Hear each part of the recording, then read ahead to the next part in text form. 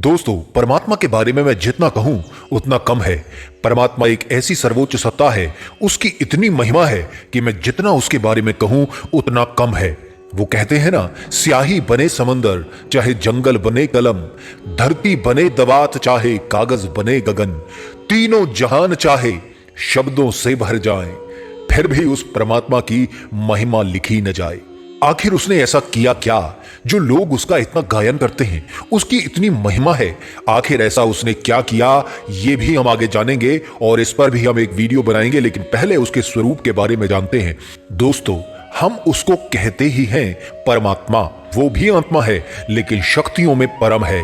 परे ते परे उसका धाम है, जन्म मरण से परे है, सुख दुख से परे है, इसलिए उसको परमात्मा कहते हैं। हम आगे ये भी जानेंगे कि परमात्मा का नाम क्या है, उसका धाम क्या है, कर्तव्य क्या है और उसकी महिमा भी जानेंगे। सबसे पहले हम परमात्मा के स्वरूप की चर्चा करेंगे कि हम परमात्मा किसको कहें, परम आत्मा कौन है। दोस्तों, परमात्मा हम उसको कहेंगे जिसको सारी दुनिया स्वीकार करे, अर्थात जिसके स्वरूप को हर धर्म स्वीकार करे।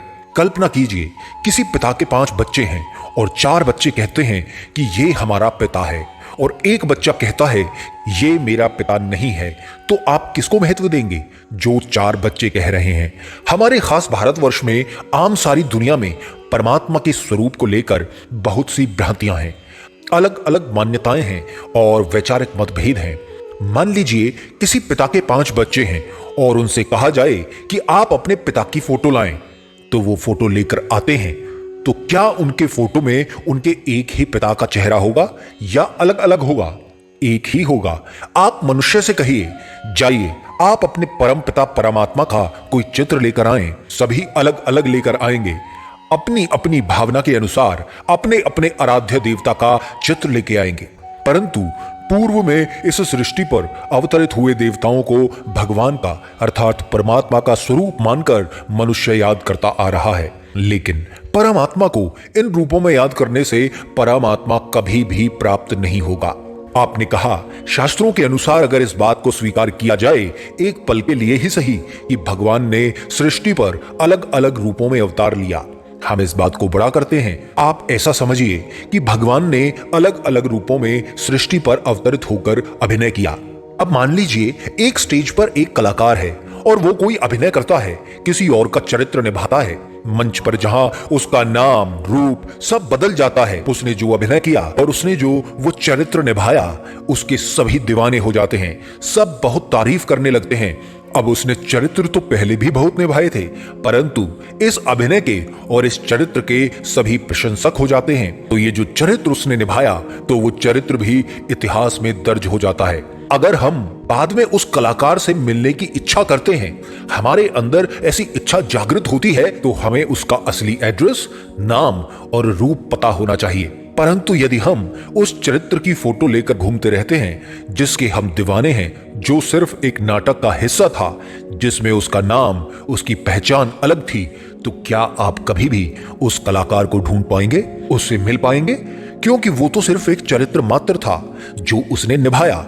वो कलाकार बहुत अच्छा था जो उसने उस चरित्र को इतना बखूबी निभाया, इतना शानदार निभाया कि आज उस कलाकार को लोग ढूंढ रहे हैं। लेकिन उसको पाने के लिए, उससे मिलने के लिए आपको उसका सत्य परिचय होना बहुत जरूरी है। मनुष्य की यह प्रवृत्ति है कि उसको जो मनुष्य पसंद आता है उसकी तरफ वो आकर्षित हो जाता है। किसी का चरित्र पसंद आता है, किसी का कर्म पसंद आता है, तो भी वो उसकी तरफ आकर्षित हो जाता है, या फिर मनुष्य की पद प्रतिष्ठा को देखकर उसकी तरफ आकर्षित हो जाता है। क्योंकि देह अभिमानी व्यक्ति देह की तरफ आकर्षित होता है। तो हम अगर आपकी बात को बड़ी करें तो हर मनुष्य भगवान के निभाए गए इस जगत के नाटक में अलग अलग चरित्र को याद करता है। अगर भगवान शरीरधारी भी होता तो भी एक चरित्र को सब याद करते, लेकिन फिर भी सब अलग अलग चरित्रों को याद करते हैं, क्योंकि उन चरित्रों को निभाने वाला एक कौन है उसका किसी को पता नहीं। और ये जितना भी ज्ञान है, जिसमें अलग अलग अवतारों का ज्ञान भी शामिल है, ये सब वेदों और शास्त्रों से मनुष्य को प्राप्त होता है। और इसलिए ही भगवान कहता है कि वेदों और शास्त्रों से, जप तप यज्ञ आदि से कोई मुझे प्राप्त नहीं कर सकता। मुझे अपना परिचय स्वयं इस सृष्टि पर अवतरित होकर देना पड़ता है। मुझे मेरे द्वारा ही जाना जा सकता है। तो मनुष्य को अपना अहंकार त्याग देना चाहिए। उसको सिर्फ भगवान के स्वरूप के बारे में किसी एक मान्यता से बंध कर नहीं रहना चाहिए, क्योंकि अगर वो मान्यता से बंध कर रहेगा तो परमात्मा के स्वरूप को जब वो स्वयं अवतरित होकर अपना परिचय देगा तो भी उसे पहचान नहीं पाएगा। क्योंकि भगवान की गैर मौजूदगी में जितना भी ज्ञान है, जितने भी वेद शास्त्र हैं, वो बल्ब के समान हैं, जो अज्ञान अंधेरे में आपका मार्ग प्रकाशित तो करते हैं लेकिन जीवन में परिवर्तन नहीं ला सकते। क्योंकि बदलाव की शक्ति, परिवर्तन शक्ति, जीवन दायनी शक्ति सिर्फ और सिर्फ सूर्य के प्रकाश में ही होती है। तो जब तक ज्ञान सूर्य परमात्मा न आए तब तक ही इन वेद शास्त्रों का महत्व है। क्योंकि जब ज्ञान सूर्य परमात्मा इस सृष्टि पर अवतरित होता है तो फिर वेद शास्त्रों के ज्ञान का कोई महत्व नहीं रह जाता। परमात्मा जब अवतरित होता है तो कोटों में कोई में भी कोई उसे पहचान पाता है, क्योंकि बाकी जितने भी उसको पहचानने में असमर्थ होते हैं। उसका कारण यह है कि वो परमात्मा के किसी एक स्वरूप से, एक धार्मिक मान्यता से बंधे हुए हैं। कहते हैं ना, मनुष्य को अपने अंदर अहंकार नहीं रखना चाहिए। उसको जहां से भी ज्ञान मिले उसे स्वीकार कर लेना चाहिए। लेकिन भगवान के स्वरूप को लेकर ही वो इंसान ने अपने आप को बांध रखा है। जहां से मुक्ति, जीवन मुक्ति, सुख, शांति का वर्षा मिलता है, जिसके लिए वो दर दर भटक रहा है, वही मार्ग को उसने अपने हाथों से ही बंद कर रखा है। आप वेद, पुराणों और शास्त्रों के आधार पर ही परमात्मा के स्वरूप को स्वीकार कर रहे हैं, उसमें विश्वास, आस्था बनाकर रखे हुए हैं, उनको सत्य मान रहे हैं। लेकिन फिर भी विचारों में, मान्यताओं में भिन्नता क्यों? जो शिव को परमात्मा मानते हैं वो विष्णु को परमात्मा नहीं मानते, जो विष्णु को परमात्मा मानते हैं वो शिव को परमात्मा नहीं मानते। तो क्या शिव पुराण गलत है या विष्णु पुराण गलत है? इसमें दोष मनुष्य का नहीं है, क्योंकि अगर ऐसा ना हो तो परमात्मा का इस सृष्टि पर अवतरित होने का कोई भी औचित्य नहीं रह जाता है। जब मनुष्य ऐसी भूल करे तब तो परमात्मा इस सृष्टि पर अवतरित होकर उनकी भूल को सुधारे। इसलिए भगवान ने गीता में कहा कि वेदों, शास्त्रों से, पूजा पाठ, जप, तप, यज्ञ आदि से कोई मुझे प्राप्त नहीं कर सकता। ये सब मार्ग मुझ तक नहीं पहुंचा सकते। ये सब वेद, शास्त्र भक्ति मार्ग के हैं। इसलिए परमात्मा ने कहा कि भक्त आत्मा मुझे प्रिय है, परंतु ज्ञानी तू आत्मा मुझे अति प्रिय है। आज मनुष्य की जो हालत है और सृष्टि की जो ये हालत हुई है वो सिर्फ इसलिए कि वो अपने परम पिता परमात्मा को भूल गई है, उसकी पहचान कहीं खो गई है। इसलिए ही धर्म के झगड़े, जातियों के झगड़े, मनुष्यों के आपस में झगड़े बढ़ते ही जा रहे हैं। जबकि अगर परम पिता परमात्मा जो सबका एक है उसको अगर सब पहचान लें तो विश्व एक परिवार हो जाए। कहते भी हैं हिंदू, मुस्लिम, सिख, ईसाई आपस में सब भाई भाई। आखिर कैसे हम सब भाई भाई हैं? क्योंकि हमारा पिता एक है। हम सभी भाई भाई नारा लगाते तो हैं, परंतु हमारा पिता भी तो एक होना चाहिए। परंतु हम उसको अलग अलग स्वरूपों में मान रहे हैं और इसी कारण से एक धर्म दूसरे धर्म का विनाश चाह रहा है। मनुष्यों में जात पात का, धर्मों का झगड़ा बढ़ता ही जा रहा है। मान लीजिए कोई दूसरी भाषा का व्यक्ति, अंग्रेज आपसे कहता है मुझे राइस चाहिए, तो आप उसको गेहूं लाकर देते हैं और कहते हैं ठीक है, दिस इज राइस। आपने नाम तो राइस ही लिया लेकिन दिया उसको गेहूं, तो क्या वो स्वीकार करेगा? नहीं। और अगर आप राइस लेकर आते हैं और बोलते हैं दिस इज व्हीट, ये गेहूं है, राइस नहीं है, पर इसको वो फिर भी स्वीकार कर लेगा। क्यों? बेशक आपने नाम कुछ भी लिया, क्योंकि जिसे वो ढूंढ रहा था, जिस रूप में ढूंढ रहा था, वो रूप उसका वही है। तो परमात्मा को भी अपनी अपनी भाषाओं में कोई कुछ भी कह सकता है, परंतु उसका रूप तो एक होना चाहिए। हम दूसरी भाषाओं में अनुवाद करते हैं तो हर चीज का अनुवाद होता है। उदाहरण के तौर पर आपने कुर्सी बोला, अंग्रेजी में उसको चेयर बोलते हैं, और चीनी, जापानीज और दूसरी भाषाओं में उसको कुछ और बोलेंगे, परंतु रूप उसका वही होता है। तब तो हम भाषा सीख पाते हैं और तभी हम दूसरी भाषाएं बोल पाते हैं। यानी वस्तु एक ही है और हम उसको दूसरी भाषा में अलग अलग नाम से पुकार रहे हैं। लेकिन जब बात भगवान की आती है, जब इसका अनुवाद होता है दूसरी भाषाओं में इसका रूप क्यों बदल जाता है? यहाँ पर सब गड़बड़ क्यों हो जाता है? हम जिसको भगवान कह रहे हैं अंग्रेजी में उसको गॉड कहते हैं, तो यहाँ पर उसका रूप क्यों बदल जाता है? यहाँ पर उसका अनुवाद गलत क्यों हो जाता है? भगवान के स्वरूप को लेकर ही ये सब गड़बड़ क्यों? तो परमात्मा वो जिसको सारी दुनिया स्वीकार करे। तो आइए देखते हैं परमात्मा को हर धर्म ने किस रूप में स्वीकार किया। परमात्मा का वो कौन सा स्वरूप है जिसको हर धर्म स्वीकार कर रहा है? क्रिश्चियन धर्म में क्राइस्ट ने कहा गॉड इज लाइट, परमात्मा ज्योति है, पॉइंट ऑफ लाइट है। गुरु नानक जी ने भी कहा एक ओंकार, ओंकार मतलब निराकार है। मुस्लिम धर्म में भी परमात्मा को अल्लाह कहा, अल्लाह एक नूर है, नूर मतलब अल्लाह एक ज्योति है। पारसी धर्म में भी अगर आप देखेंगे कोई मूर्ति पूजा नहीं है, वहां पर भी अग्नि की उपासना की जाती है। तरीके सबके अपने हैं, अलग अलग हैं, लेकिन परमात्मा का स्वरूप एक ही है। बौद्ध धर्म में अगर आए तो वहां पर भी मान्यताएं अलग अलग हैं। बौद्ध धर्म में परमात्मा को नहीं माना जाता, कोई कुछ कहता है, कोई कुछ कहता है, भिन्न भिन्न मान्यताएं हैं, वैचारिक मतभेद हैं। अगर इस बात को भी माना जाए कि महात्मा बुद्ध ने आत्मा परमात्मा का ज्ञान नहीं दिया, तो इससे यह भी सिद्ध होता है कि महात्मा बुद्ध यानी कि महात्मा महान आत्मा थे, परम आत्मा नहीं थे। तो ईश्वर को अनुभव न कर पाना भी इस ओर संकेत करता ही है कि ईश्वर कोई शरीरधारी या कोई विशेष स्थूल अथवा सूक्ष्म आकृति धारण किए हुए नहीं है। फिर भी जो मेडिटेशन ध्यान कराया और सिखाया जाता है वो ध्यान मतलब आत्मिक अवस्था में स्थित हो जाना, अर्थात अशरीरी अवस्था में स्थित हो जाना, क्योंकि शरीर को भूल जाना ही आत्मिक स्थिति में स्थित होना है। और आत्मा जब अशरीरी अवस्था में होती है तो वो असोचता होती है। चाहे आत्मा परमात्मा का ज्ञान नहीं दिया गया, परंतु ध्यान अवस्था ही आत्मिक अवस्था में स्थित हो जाना है। जैन धर्म में भी परमात्मा उसी को कहा गया जिसको न शरीर हो, न इंद्रियां हो, न कर्म हो, न कर्म फल हो। ऐसी अजर अमर सिद्ध बुद्ध मुक्त आत्मा परमात्मा है, क्योंकि वो इन सब चीजों से परे है। अब आते हैं हमारे धर्म में। हिंदू धर्म में परमात्मा का ऐसा स्वरूप कौन सा है जिसको ये सभी धर्म स्वीकार कर रहे हैं? वो कौन सी ऐसी सत्ता हमारे धर्म में भी माननीय है जिसके स्वरूप को सर्व धर्म में मान्यता दी गई है? सबका मालिक अगर एक है तो सब धर्म में जिस रूप को माना जा रहा है, तो हमारे भारत में भी उस रूप की मान्यता अवश्य ही होनी चाहिए। तो आइए देखते हैं, अब उस महान सत्ता का दर्शन करते हैं। हमारे धर्मशास्त्र गीता में परमात्मा ने कहा कि मैं सूक्ष्मति सूक्ष्म ज्योति स्वरूप प्रकाश स्वरूप निराकार हूं। तो कौन है ये सत्ता? क्या इसका नाम है? क्या इसकी महिमा है? इकलौती ऐसी सत्ता जिसको सभी अपना पिता अपना भगवान स्वीकार करते हैं। हमारे भारत में सिर्फ एक ही ऐसी सत्ता है जिसको ज्योति कहा गया, जिसकी प्रतिमा को भी ज्योति से जोड़ा गया।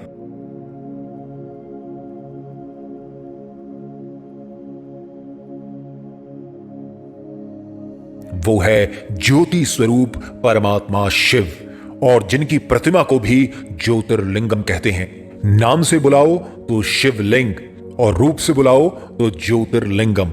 यही ज्योति स्वरूप परमात्मा जिसको सब धर्म ने अपना पिता स्वीकार किया, जिसके सामने हर धर्म नतमस्तक है, जिसकी महिमा सभी वेद पुराण धर्म शास्त्र गाते हैं। क्राइस्ट ने कहा गॉड इज लाइट।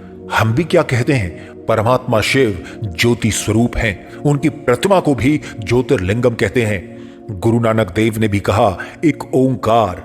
हम भी परमात्मा शिव को ओंकार निराकार कहते हैं। गुरु नानक देव ने कहा सत्य नाम। हम भी परमात्मा शिव को सत्य कहते हैं। अकाल मूर्त। हम भी परमात्मा शिव को अविनाशी कहते हैं। कालों का काल महाकाल कहते हैं। अजूनी से भंग अर्थात जन्म मरण के चक्र से परे, जिसका कोई मात पिता नहीं, जो सर्व का मात पिता है। हम भी परमात्मा शिव को जन्म मरण से न्यारा कहते हैं। परमात्मा शिव इकलौती ऐसी सत्ता है जिसको हम पिता कहते हैं, बाबा कहते हैं। परमात्मा शिव जो ज्योति स्वरूप है, जो सितारे के समान सूक्ष्मति सूक्ष्म है, उसी को इस्लाम में भी अल्लाह एक नूर कहा गया। सिर्फ भाषा अलग है, रूप वही है। भरण पोषण सबका पानी से हो रहा है। कोई उसको जल बोलता है, कोई उसको नीर बोलता है, कोई उसको वाटर बोलता है। भगवान की बनाई हर चीज में कोई भेद नहीं, तो फिर भगवान में भेद क्यों? भाषा के कारण सिर्फ उसका नाम अलग हो सकता है, लेकिन उसका स्वरूप, उसका रूप नहीं। वो सत्ता एक ही है जिसको सारी दुनिया अपने पिता के रूप में स्वीकार करती है। हमारे वेदों में भी, हमारे धर्मशास्त्रों में भी परमात्मा को ज्योति स्वरूप ही कहा गया है। यही परमात्मा शिव है जिसकी महिमा सभी देवताओं ने गाई। रामेश्वरम में राम ने, गोपेश्वरम में श्री कृष्ण ने जिनकी स्थापना की। शिवलिंग इकलौती एक ऐसी प्रतिमा है जिसकी स्थापना अगर किसी मंदिर में ना हो तो वो मंदिर पूर्ण नहीं होता। मंदिर के आंगन में शिवलिंग की स्थापना होना शास्त्रों के अनुसार भी अनिवार्य है, वरना चाहे मूर्ति हजारों करोड़ की क्यों ना हो, अगर शिवलिंग उस आंगन में स्थापित नहीं है तो उस मूर्ति की पूजा नहीं होती। अगर मूर्ति हजारों करोड़ की है और सिर्फ आप 1000 रुपए का शिवलिंग उस मंदिर के आंगन में स्थापित करते हैं तो वो मंदिर पूर्ण हो जाता है। बिना शिव के कोई भी देवता पूजनीय नहीं होता, क्योंकि देवताओं को पूजनीय बनाने वाला एकमात्र परमपिता परमात्मा शिव है। सर्वशक्तिवान परमात्मा शिव हैं। उनकी शक्ति के बिना हर देवता शक्तिहीन है। शास्त्रों के अनुसार भी अगर आप मंदिर में शिवलिंग स्थापित नहीं करते हैं तो उन देवताओं की मूर्तियों में देवता वास नहीं करते और वो सिर्फ दर्शनीय स्थल हो जाता है, वो मंदिर नहीं कहलाता। और शिवलिंग जहां पर है वहां पर चाहे कोई देवता की मूर्ति ना हो, लेकिन वो अपने आप में पूर्ण है, क्योंकि बाप बाप होता है, पिता पिता होता है। हमारे वेदों के अनुसार परमात्मा को ओम भी कहा गया है। ओम मतलब ओंकार, निराकार। रूप तो है लेकिन स्थूल आकार नहीं है। हम मनुष्यों की तुलना में उसको निराकार कहा गया है। तो परमात्मा शिव के प्रतीक ओम के बिना कोई मंत्र भी सिद्ध नहीं होता, चाहे वो किसी देवी का मंत्र हो और चाहे किसी देवता का। शिव ही इकलौती ऐसी सत्ता है जो देवताओं के भी प्रिय हैं और असुरों के भी प्रिय हैं। शिव और शिव की शक्तियों को पहाड़ों की ऊंचाइयों पर विराजमान किया गया और मंदिरों को भव्य भी नहीं बनाया गया, साधारण बनाया गया। बाकी जितने भी देवी देवताएं हैं उन सभी को धरती पर स्थापित किया गया। उनके मंदिरों को आलीशान महलों समान बनाया गया, क्योंकि परमात्मा शिव ऊंच से ऊंच जिनका नाम है, ऊंच से ऊंच जिनका काम है और ऊंच से ऊंच जिनका धाम है, तो उनके सम्मान में उनका धरती पर भी स्थान ऊंचा रखा गया है। परमात्मा अजन्मा होने के कारण, अशरीरी होने के कारण वो कभी भी महलों में नहीं रहते, इसलिए उनके सम्मान में मंदिर तो बनाए गए लेकिन महल समान नहीं। क्योंकि परमात्मा कभी भी सृष्टि पर अवतरित होकर महलों में राज्य नहीं करते, क्योंकि परमात्मा कभी भी गर्भ से जन्म नहीं लेते। लेकिन देवता स्वर्गवासी थे। जब भारत स्वर्ग था तो देवी देवताएं वहां राज्य करते थे, तो इसलिए उनको धरती पर स्थान दिया गया और उनके मंदिरों को महल समान बनाया गया।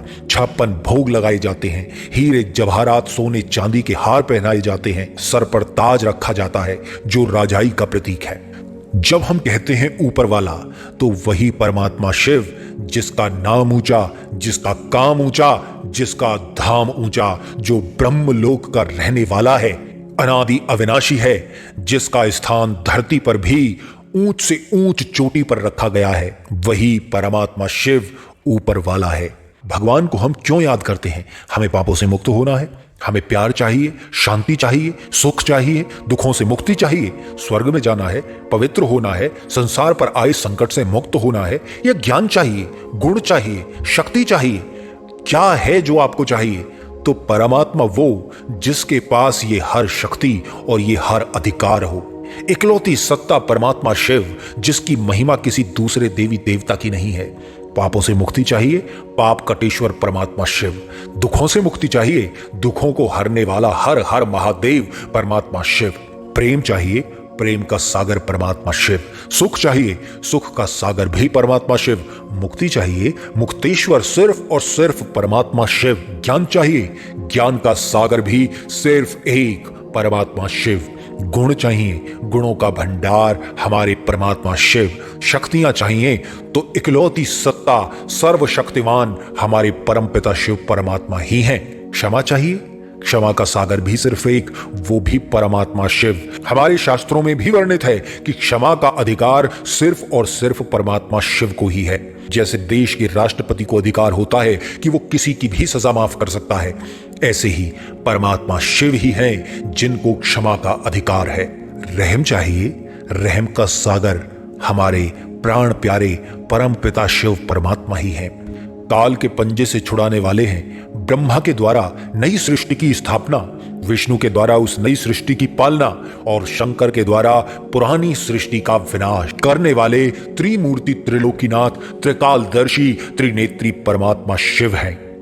एक कहावत भी है, बिन पग चलत सुनत बिन काना, बिन हाथन रच दिया जमाना। वो परमात्मा शिव की ही महिमा है जिनको न हाथ है, न पैर है, न कान है, न आंख है, न मुख है। इसी परमात्मा शिव को राम कहा गया।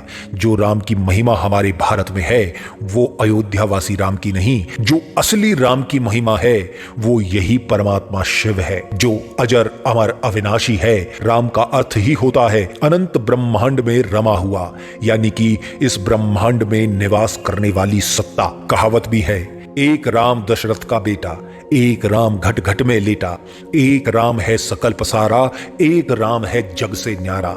ये वही जग से न्यारा राम है जिसको सारी दुनिया याद करती है। सभी देवी देवताओं से पहले देवियों का नाम आता है क्योंकि देवियां शिव की शक्तियां कहलाईं। देवियों का मर्तबा इस संसार में हर देवता से ऊंचा है। इसलिए आप देखिए, राधा कृष्ण, सीता राम, लक्ष्मी नारायण आदि आदि, लेकिन परमात्मा शिव को हमेशा पहले स्थान पर रखा गया। शिव पार्वती, क्योंकि वो शक्ति शिव की है। शक्ति से शिव नहीं, शिव से शक्ति है। यही वो परमात्मा शिव है जिनको खुद का शरीर नहीं, जो जन्म मरण से रहित होने के कारण पर काया प्रवेश करते हैं और जिस तन में प्रवेश करते हैं उस तन का नाम ब्रह्मा रखते हैं, क्योंकि उस तन के द्वारा नई सृष्टि का सृजन करते हैं और उनके मुख से वो ज्ञान सागर ज्ञान सुनाकर मनुष्य को मनुष्य से देवता बनाते हैं। इसलिए कहा गया, ब्रह्मा के द्वारा परमात्मा शिव ने नई सृष्टि की स्थापना की। चांद, तारे, धरती, इन सबको बनाना स्थापना करना नहीं होता। इन सबको बनाने के लिए ब्रह्मा की जरूरत नहीं है। परमात्मा सर्वशक्तिवान है, वो एक संकल्प से इन सबको पैदा कर सकता है। ब्रह्मा प्रजा का पिता है।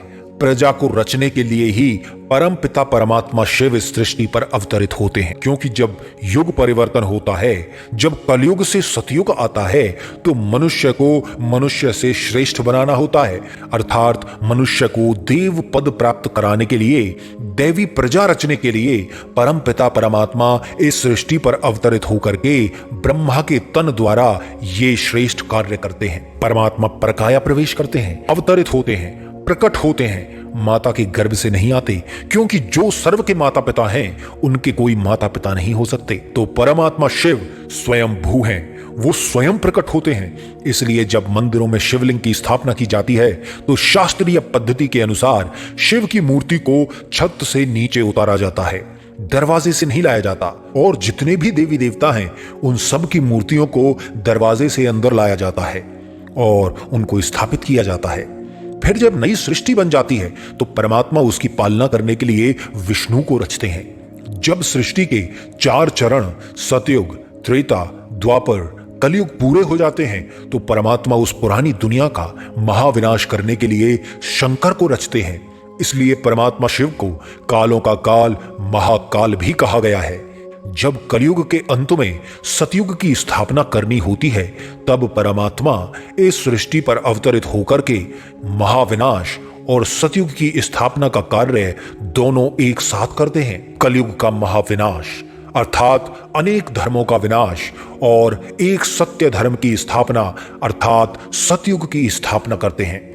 परमात्मा शिव जो कालों के काल हैं, महाकाल हैं, ज्योति स्वरूप हैं, जो सर्व धर्म मान्य है, जिनके स्वरूप को हर धर्म हर व्यक्ति स्वीकार करता है, उसी परमात्मा को अधिकार है कि वो अनेक धर्मों का विनाश कर एक धर्म की स्थापना कर सके, क्योंकि वो परम पिता परमात्मा सबका एक है। जब वो देखता है कि सभी धर्म एक दूसरे का विनाश चाह रहे हैं तो परमात्मा उन सभी धर्मों का विनाश करके सबको एक सूत्र में बांध देता है ताकि ये धर्मों के झगड़े समाप्त हो जाएं। तो इस प्रकार स्वयं निराकार होने के कारण परमात्मा इन तीनों देवों की रचना करते हैं और उनके द्वारा ही वो अपने इन 3 कर्तव्यों को पूरा करते हैं। इसलिए परमात्मा शिव को त्रिमूर्ति शिव कहते हैं, क्योंकि वो ब्रह्मा विष्णु शंकर इन तीनों देवताओं को भी रचने वाले हैं। यही वो परमात्मा शिव हैं जिनको करण करावनहार कहा गया, और ये करण करावनहार होने के कारण स्वयं गुप्त रह जाते हैं और मनुष्य मात्र उस परमात्मा को ना पहचानने के कारण देहधारी शरीरधारी देवताओं में ही अपनी बुद्धि को एकाग्र करते हैं। ये बात हमारे धर्मशास्त्र गीता में भी वर्णित है। जितने भी देवी देवताओं को नमन किया जाता है उन सभी को देवता कहकर ही संबोधित किया जाता है। ओम ब्रह्म देवताय नमः, ओम विष्णु देवताय नमः, ओम कृष्ण देवताय नमः, ओम शंकर महादेवाय नमः आदि आदि। लेकिन जब शिव को नमन किया जाता है, जब शिव को याद किया जाता है, तो ओम शिव परमात्माय नमः, ओम शिव देवताय नमः नहीं, ये शोभा भी नहीं देता। शिव ही हमारे पिता हैं और हमें जिस चीज की भी आशा है, कामना है, वो सब हमें हमारे पिता से ही वर्षे के रूप में प्राप्त होती है, जो सदा काल के लिए और चिरस्थायी होती है, क्योंकि उसे अजर अमर अविनाशी कहते हैं। और अजर अमर अविनाशी पिता से जो भी वर्षा हमें मिलेगा वो भी अविनाशी ही होगा। वो एक कहावत है ना, नर ऐसी करनी करे जो नारायण बन जाए, नारी ऐसी करनी करे जो श्री लक्ष्मी बन जाए। स्त्रियों के लिए कहते थे कि अगर तुम्हें नारायण को वरना है तो उनके जैसा बनना पड़ेगा, और पुरुष के लिए कहते थे कि तुम्हें अगर श्री लक्ष्मी को वरना है तो तुम्हें उसके लायक बनना पड़ेगा। अर्थात नर श्री नारायण जैसा अथवा नारायण बन सकता है, क्योंकि मनुष्य और देवताओं में सिर्फ अंतर कर्मों का है। जो कर्म से श्रेष्ठ है वो देव पद को प्राप्त होता है, और साधारण कर्म करने वाला, पाप करने वाला मनुष्य कहलाता है। क्योंकि देवताओं में सबसे ऊंच, सबसे श्रेष्ठ, पहले नंबर पर श्री नारायण है। परंतु कोई ये नहीं कह सकता कि नर ऐसी करनी करे कि वो परमात्मा बन जाए, नर ऐसी करनी करे वो भगवान बन जाए, नर ऐसी करनी करे जो वो शिव बन जाए। शोभा भी नहीं देता। ऐसा कभी संभव नहीं हो सकता, क्योंकि शिव की महिमा ही अलग है। वो हमारे पिता हैं। अंत में सर्वोपरि सत्य और एकमात्र अंतिम संदेश आप सभी के लिए, जो हमारे समस्त धर्मशास्त्र और हमारे देवी देवताओं ने, हमारे धर्मशास्त्र गीता ने भी दिया है। परमात्मा का सत्य स्वरूप सूक्ष्म अति सूक्ष्म ज्योति बिंदु स्वरूप है, और उसी को इस सत्य स्वरूप में याद करने से हम सर्व पापों से मुक्त हो सकते हैं, और परमात्मा अपने पिता से सुख शांति पवित्रता का अविनाशी वर्षा प्राप्त कर सकते हैं। एक प्रश्न जब किसी से पूछते हैं कि भगवान को यह अवतार लेने की जरूरत क्या थी, जब वो स्वयं भगवान थे तो वो बिना अवतार लिए भी कार्य कर सकते थे। राम मर्यादा पुरुषोत्तम थे, अगर वो भगवान थे तो उन्होंने एक साधारण मनुष्य का जीवन क्यों जिया, उन्होंने इतनी समस्याओं का सामना क्यों किया? तो जवाब आता है कि वो मनुष्य मात्र को शिक्षा देने के लिए अवतरित हुए थे। उन्होंने आदर्श जीवन जीने की कला सिखाई।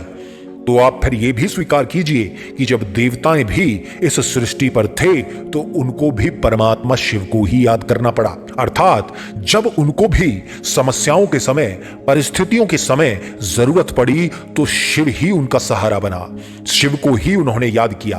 अर्थात सभी मनुष्यों को यह संदेश है कि जो भी इस सृष्टि पर मनुष्य रूप में जन्म लेगा उसका कल्याण केवल परमात्मा शिव को याद करने से ही होगा। मनुष्य जन्म में आपका सहारा सिर्फ वही बन सकता है जो जन्म मरण सुख दुख से परे है, जो इस सृष्टि के बंधन में बंधा हुआ नहीं है। वही आपके बंधन से आपको छुड़ा सकता है जो स्वयं उस बंधन से मुक्त है। अर्थात मुक्तेश्वर परमात्मा शिव ही हमें हमारे दुखों से मुक्त कर सकते हैं।